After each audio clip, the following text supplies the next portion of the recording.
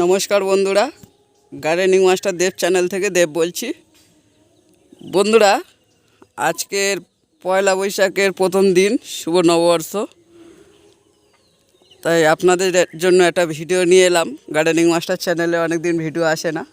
যাই হোক, মেন বিষয়ে আসা যাক। বন্ধুরা, চ্যানেলে অসুবিধার জন্য ভিডিও দিতে পারিনি। চ্যানেলটা এখন ঠিক আছে, ভিডিও ওই জন্য এবারে নিয়মিত ভিডিও আসবে।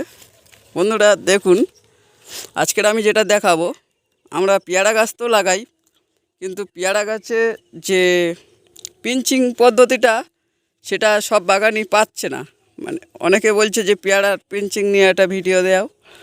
তা সেই বিষয় নিয়ে ভিডিও করতে চলে এলাম। দেখুন বন্ধুরা, আমার পেয়ারা গাছটা দেখে নিন। বন্ধুরা, যেহেতু আমার এখানে সব যেখানে বাগানটা ছিল সেখানে আমার নার্সারি সব সরিয়ে নিয়ে আসা হয়েছে। কোনো রকমে এখানে গাছগুলো রাখা হয়েছে। নার্সারি যখন হবে অন্য জায়গায় সে হবে, তার আগে দেখুন এক জায়গায় রাখা আছে। এই টপটি দেখুন, এটা হচ্ছে রেড ডায়মন্ড পেয়ারার গাছ। দেখুন পেয়ারাও ধরেছে আমাদের এখানে। বন্ধুরা আরেকটা কথা বলে দিই, প্রচুর পরিমাণে পেয়ারা ধরেছিল, কিন্তু শিলাবৃষ্টি হওয়ার কারণে সব ক্ষত হয়েছিল, সব টুকটুক করে ঝরে যাচ্ছে। দেখুন পেয়ারা গাছটা গোড়া থেকে দেখুন আগা অবধি কন্টিনিউ ব্রাঞ্চিং হয়ে গেছে, আর পেয়ারাও সেরকম ধরেছে। বন্ধুরা, পেয়ারার পিঞ্চিংয়ের কাছে এর ফল, যত পিঞ্চিং করবেন তত ফল হয়ে যাবে। এইসব শিলাবৃষ্টির কারণে ঝরে গেছে, নাহলে আপনারা দেখুন পেয়ারাটা শুধু ধরেছে। দেখুন রেড ডায়মন্ডে এতটাই ফলন, তারপরে ফুল এসে গেছে। তো এটা কিভাবে সম্ভব চলুন জেনে নিই। দেখুন এই কুঁড়ি এসছে, কুঁড়ির পরে এই একটা থাক পাতা, আর একটা থাক পাতা, এই এবারে এই কুঁড়ির পরে দুটো স্টেপ থাকবে, তারপরে স্টেপটা কাটা পড়বে। তাই এতটা ছোট অবস্থায় কাটা যাবে না। ঠিক এই যে কুঁড়ি এসছে, আমি এটা দেখাচ্ছি, এইটাই ভালো হবে। এই কুঁড়ি এসছে, এই স্টেপটা থাকবে, এই স্টেপটাও থাকবে, এখান থেকে কেটে যাবে না। এটা কুঁড়ি আছে। বন্ধুরা দেখুন, এইটা যেমন করেছি, আমার দেখানোর অসুবিধা হচ্ছে। এই পেয়ারা আছে, এই স্টেপটা থাকবে, এইটা থাকবে, ঠিক এই মিডিলে এইখান থেকে কেটে যাবে। দেখুন আমি কিছুদিন আগে পিঞ্চিং করেছি। দেখুন নতুন পাতা আসছে, সবে নতুন বেরোচ্ছে। এখান থেকে দুটো বেরোবে, যেমন এখানে এই করেছিলাম, এই দুটো বেরিয়েছে।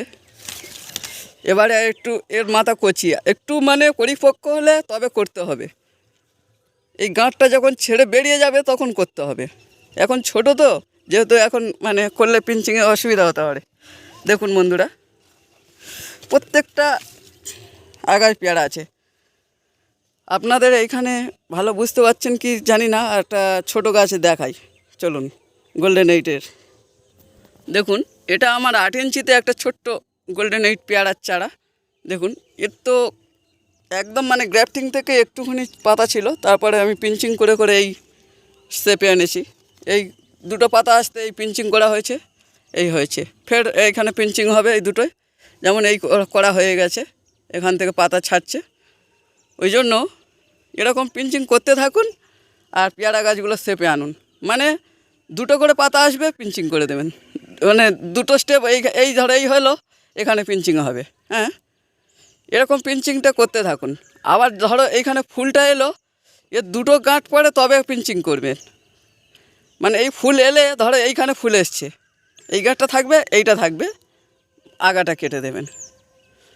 এরকমভাবে করতে থাকুন, পেয়ারা গাছ খুব সুন্দর শেপে আসবে। আর পেয়ারা গাছ যদি না পিঞ্চিং করেন, তাহলে ফলটা খুব একটা আসবে না।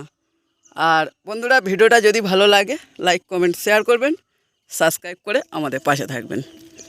আর গার্ডেনিং মাস্টার দেব চ্যানেলে অনেক দিন পরে ভিডিও এলো। পয়লা বৈশাখের শুভেচ্ছা ও ভালোবাসা নেবেন। ধন্যবাদ।